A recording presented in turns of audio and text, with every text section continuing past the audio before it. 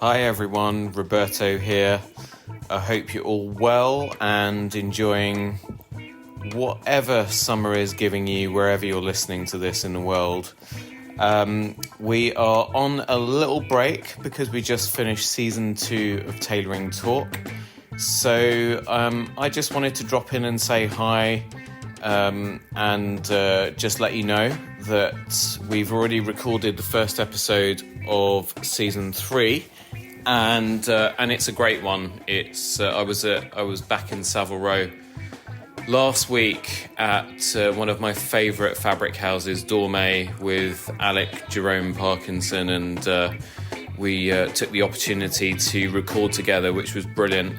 And I can't wait for you to hear that. So that's going to go into editing next week, and then I've got some more guests lined up over the course of the next few weeks. So hopefully we can put the first episode of season 3, which will actually be episode 17 overall, out maybe next weekend, if not the second week of August. And if I do end up delaying it, then I promise that I will be back next week with a bonus episode for you. Other than that, things have been a little bit busier work-wise because autumn weddings are now in full swing. So obviously we've got groom inquiries coming through, people needing suits ready for late September running into October and November, which is brilliant.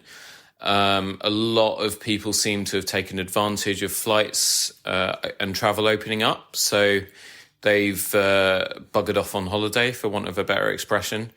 But then those who haven't, are probably going to keep me quite busy because people are planning and turning their thoughts towards a return to the office or a more regular return to the office in September. So I'm just helping people kind of navigate what that means for their wardrobes and what they're going to be wearing. A lot of people think that they'll be a bit more smart casual between now and the end of the year. Or at least certainly until international clients can start traveling around and visiting them again. And when that happens, then I think people are really going to start dressing up again and dressing to impress. And also, as the year goes on, we've got events are coming back. So that's really exciting as well. I've got my first major event. I'm accompanying a very close friend of mine, stroke client, in a couple of weeks' time to the Stilford Supercar Show, I think it's called, down in Hampshire. So that's super exciting. He's exhibiting his very beautiful limited edition Aston Martin. I will be turning up in my very humble Mini Cooper S, so not sure they're going to let me put my little hot hatch on a stand, but I'm looking forward to supporting him anyway. And hopefully meeting a lot of new people. And I know that a lot of members of 4 Marks Supercar Club in Hampshire are going to be down there as well, along with Atif Ghaffar, who regular listeners will know from episodes 5 and episode 12, I want to say, 11 actually. The sound doctor, Atif, is owner of Zebra Home Cinema. They work with those amazing Steinway Lingdorf systems and M&K. So that's coming up in a couple of weeks' time. Maybe I'll be able to produce a sort of live pod there.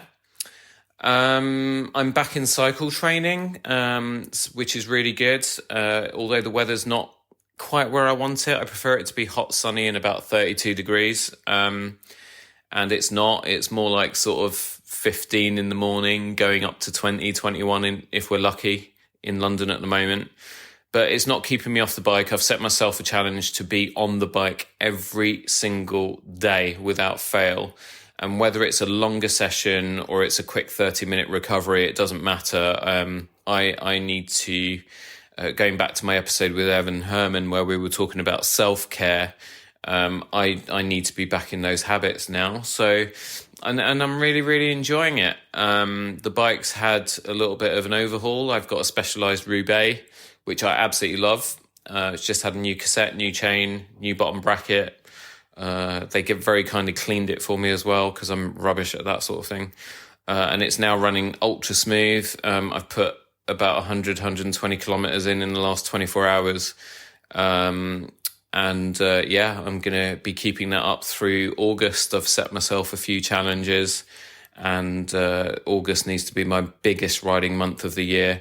I'm also sort of training for a longer event at the end of the month, maybe early September. It hasn't been finalised yet, but it's a charity ride from Surrey Hills all the way to Yorkshire. I'm not sure where in Yorkshire, so I'm not quite sure of what I'm letting myself in for. But again, it's another very dear, long-standing friend, client, mentor of mine, Matt Benyon, who is organising that with his company. So that'll be fun. I'm really looking forward to the challenge, because the longest previous distance I've ridden has been about 160 miles, about 220 kilometres for when I did Ride London. That is going to be a real personal, physical challenge. But yeah, I'm really looking forward to it.